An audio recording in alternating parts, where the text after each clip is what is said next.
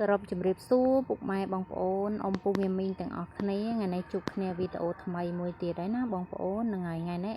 គឺនាងខ្ញុំមកចែករំលែកពីវិធីចិត្តមនុស្សវិធីចិត្តមនុស្សហ្នឹងគឺមានរបៀបពីរដែលនាងខ្ញុំចិត្តជាប្រចាំថ្ងៃសម្រាប់ហូបហ្នឹងហើយបងប្អូនថ្ងៃនេះនាងខ្ញុំប្រើមនុស្សចំនួន2ហើយកបិតក៏មាន2ដែរបងប្អូនត្រៀមមកហើយមកមានទាំងថ្មសលៀងថ្មអុយហ្នឹងរៀបចំមកហើយមកហើយកបិតហ្នឹងខ្ញុំមានទូចមួយធំមួយណាបងប្អូនហ្នឹងហើយកបិតធំហ្នឹងគឺសម្រាប់យើងចិត្តសបកក្រៅអាទូចហ្នឹងយើងសម្រាប់យកភ្នែកមនុស្សឥឡូវនេះយើងចាប់ផ្ដើមចិត្តមនុស្ស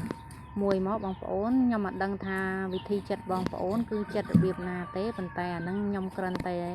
មកចែករំលែកពីវិធីងាយមួយចំនួនតែវាធ្វើឲ្យមនុស្សរបស់យើងហ្នឹងវាមានសុខភាពស្អាតដំបូងយើងចិត្តក្បាលចិត្តកតុយមកហើយចិត្តអាសបកក្រៅវាហ្នឹងដោយប្រើក្បិតធំរបស់យើងហើយរំលីងវាឲ្យមូលស្អាតមកបងប្អូនហ្នឹងហើយបន្ទាប់ពីមូលស្អាតមកចាប់ផ្ដើមសលៀងថ្មយើងខ្វក់ខ្វាក់មកដើម្បីក្បិតរបស់យើងនេះវាកាន់តែមុតល្អទៀតហ្នឹងហើយឥឡូវចាប់ផ្ដើមយកភ្នែកមនុស្សរបស់យើងបងប្អូនឃើញទេមនុស្សរបស់យើងភ្នែកវាមានជួរទៅឆ្វេងទៅស្ដាំហ្នឹងហើយបើយើងចិត្តទៅខាងស្ដាំវារាងវែងក្រិនហើយអាខាងឆ្វេងហ្នឹងវាវែងទៀតអញ្ចឹងបងប្អូនលៃលោកមើលទៅអាភ្នែកណាដែលយើងគិតថាវាចិត្តទៅឃើញភ្នែកងាយស្រួលបងប្អូនចិត្តវាទៅតែអានេះខ្ញុំចិត្តបែរទៅខាងស្ដាំហ្នឹងហើយបងប្អូនចិត្តបែរវាទៅខាងស្ដាំទៅយើងចិត្តម្ដងមួយមកកបិតហ្នឹងវាបាន2ភ្នែកហ្នឹងហើយរបៀបចិត្តហ្នឹងគឺអ្នកលក់គាត់ចិត្តជាប្រចាំថ្ងៃហើយមនុស្សដែលចិត្តអាមូលអ្នកលក់គាត់ចិត្តប្រចាំថ្ងៃអញ្ចឹងហ្នឹងវាមើលទៅឃើញស្អាតអញ្ចឹងណាប៉ុន្តែបើសិនបងប្អូនមើលវិធីខ្ញុំចិត្តអាទី2បងប្អូនប្រកាសជាគិតថាអាមួយណាស្អាតជាងហ្នឹងហើយបន្ទាប់ពីចិត្តមួយហើយមួយទៀតមកភ្នែកមនុស្សរបស់យើងឥឡូវនេះចាប់ផ្ដើមចិត្តរួចជាស្ថាពរហើយបងប្អូនហ្នឹងហើយវិធីចិត្តហ្នឹងបើបងប្អូនគិតថាណាស្រួលជាងក៏ចិត្តអាហ្នឹងទៅប៉ុន្តែអ្នកខ្លះវិញគាត់យកមកគាត់ចិត្តអាភ្នែកហ្នឹងចេញអស់ហើយគាត់ញ៉ាំប៉ុន្តែមើលទៅដូចជាអត់មានសាច់មនុស្សអញ្ចឹងណាបងប្អូនហ្នឹងហើយឥឡូវយើងចាប់ផ្ដើមចិត្តវិធីទី2ហ្នឹងហើយវិធីទី2ហ្នឹងគឺចិត្តក្បាលចិត្តកតុយចិត្តសបកដូចតែគ្នាទេបងប្អូនហ្នឹងហើយចិត្តរំលីងវាឲ្យភ្នែកវាហ្នឹងក៏មិនសូវវានៅជ្រៅពេកបើយើងទុកឲ្យភ្នែកនៅជ្រៅពេកវាពិបាកលូងយោហ្នឹងហើយ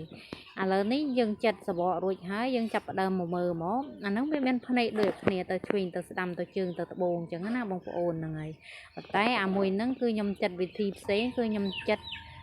យកភ្នែករបៀបបញ្ឈរហ្នឹងហើយបងប្អូនហ្នឹង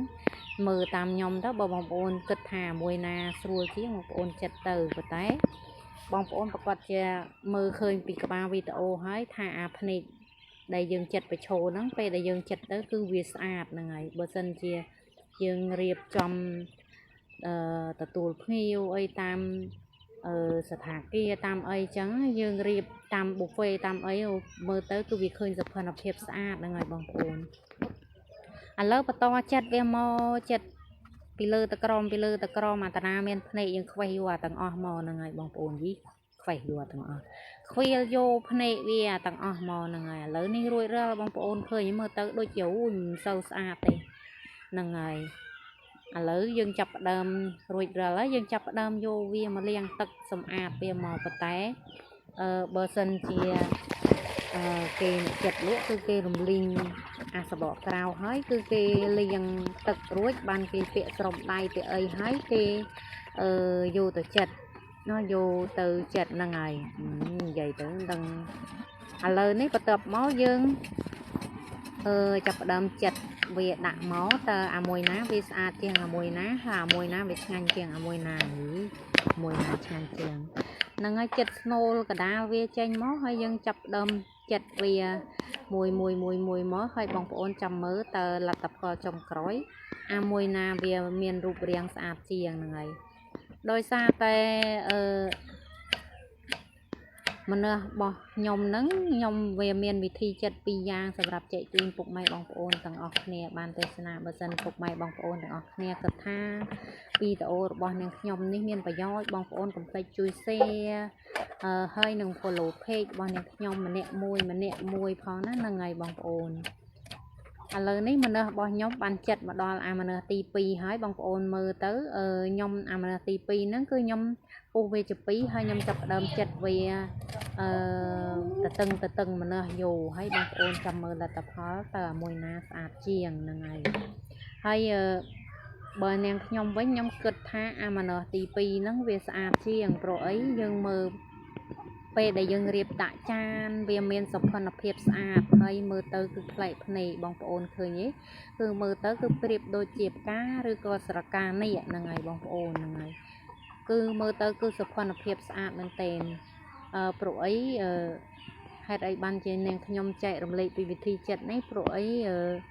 នាងខ្ញុំចូលចិត្តធ្វើអីដែលស្អាតទៅបីជាធ្វើម្ហូបធ្វើអីក៏ដោយដែរពេលតែរៀបដាក់ចានវិញមើលទៅគឺម្ហូបមិនសូវឆ្ងាញ់ទេឆ្ងាញ់អានត្រង់រូបភាពហ្នឹងឯងបងប្អូនហ្នឹងហើយអរគុណច្រើនពុកម៉ែបងប្អូនទាំងអស់គ្នាបើគិតថាវីដេអូមានប្រយោជន៍កុំភ្លេចជួយ share like comment follow page